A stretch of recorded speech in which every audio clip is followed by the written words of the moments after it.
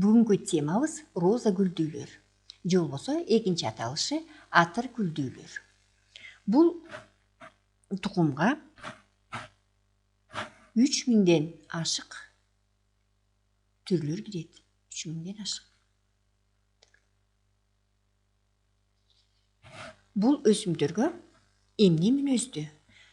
Көңүл бургулам да розалар. Розаларды биз өсүмдөрдүн ханышасы деп айтабыз. Жапайы розалардын түрү бул кадимки ит мурун, өрүк, гранат, жосанар, бул кулпунай жана малинаны.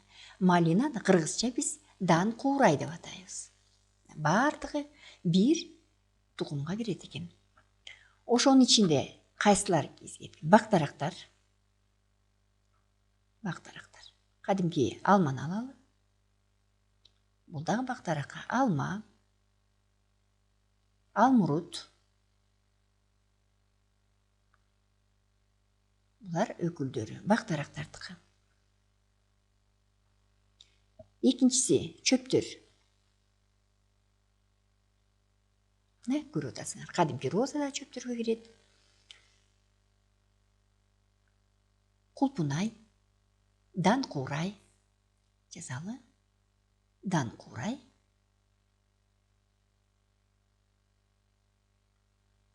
Кулпунай, кыргызча аталыштары. Үчүнчүсү бадалдар. Бадалдар көп.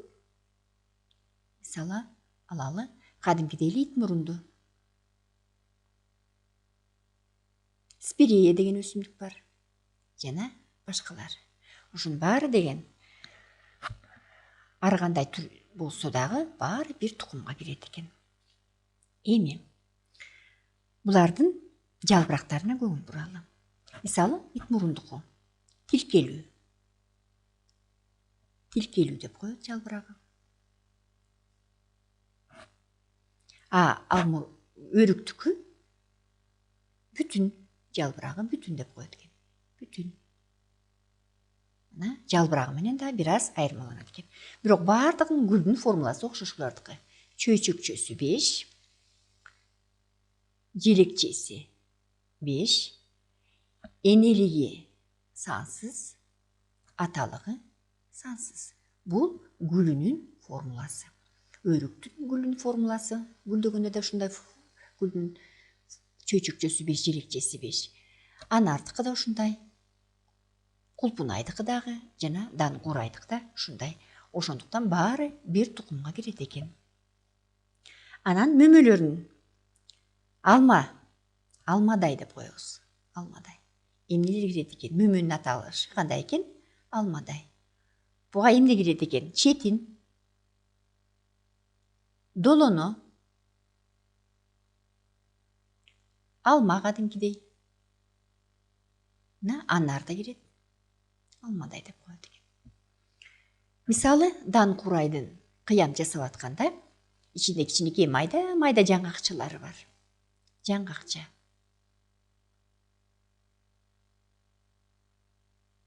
Дан куурай. Дан куурайдыкы мөмөсү жаңгакча деп аталат экен. Роза гүлдүүлөрдүн эң негизи ит мурундар тукуму деп аталчу эле. Ит мурунду карап чыгалы. Ит мурун гүлдөгөндөн кийин, гүлдүн формуласы мындай. Өзүнчө бир мынакей мөмөлөрү пайда болот экен. С витаминине аябай бай. Ит мурунга мүнөздөмө берип көрөлү. Ит мурун. С витамини аябай көп. Мореки мөмөсүн бышырып, кайнатып, чай катары ичкенде С витаминге аябай бай зат экен. Бул өсүмдөрү, гүлдөрү кандай болот экен? Кызгылт болот экен. Ак түстө. Түсү боюнча. Жагымдуу, жыты буркурап турат экен. Бул ит мурун жөнүндө. Эми ит мурунун сабактары, жалбырактары розаларда дагы өзүнчө тикенектер бар. Суроо пайда болот. Тикенектер эмне кызмат аткарат? Албетте коргоочу функциясына. Коргоочу. Башка өсүмдүктөр жеп салбасын, адам үзбөсүн деген мааниде эволюция негизинде көп жалбырактары эмнеге айланган? Тикенекке айланыптыр. Ал коргоочу функцияны аткарат. Булардан роза гүлдүүлөрдүн өкүлдөрүнүн көбүнөн кыям жасалат.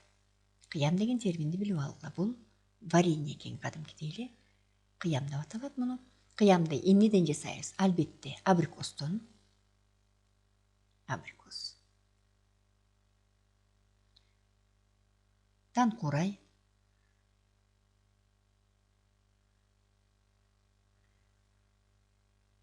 Кара өрүк. Кара өрүк.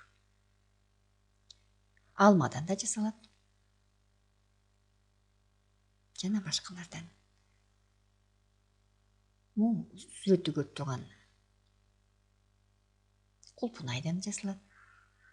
Кант аз кетет, себеби аябай углеводко бай. Мына кышкы витаминдердин баарын кыям түрүндө биз ушу өкүлдөрдү, дан өсүмдүк гүлдүүлөрдүн өкүлдөрүн кышкыга кыям түрүндө, компот түрүндө биз сактайбыз. Бул роза гүлдүүлөр, розалар боюнча. Розалардын аябай сорттору азыр, аябай көп розалар.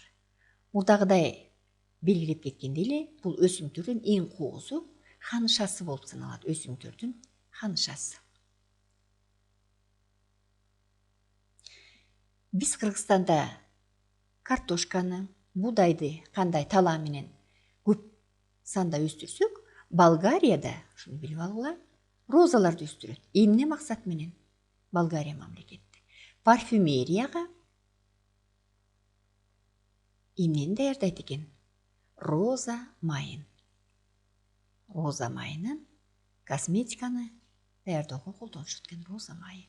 Болгария мамлекетинде. Демек, Болгария розалардын мекени болуп эсептелет. Андан тышкары көп өсүмдүктөрдү, буларды кара өрүктү, абрикосту, алманы кургатып туруп как жасайбыз.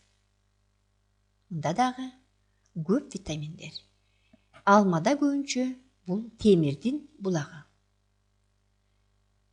Темир кандын составына кирет. Кандын эритроциттин составына темир кирет экен. Демек, бул роза гүлдүүлөрдүн өкүлдөрү витаминдердин булагы болуп эсептелет экен. Кайсы витаминдер? А витамини бар, С витамини бар, Б витамини бар, B12 витамини.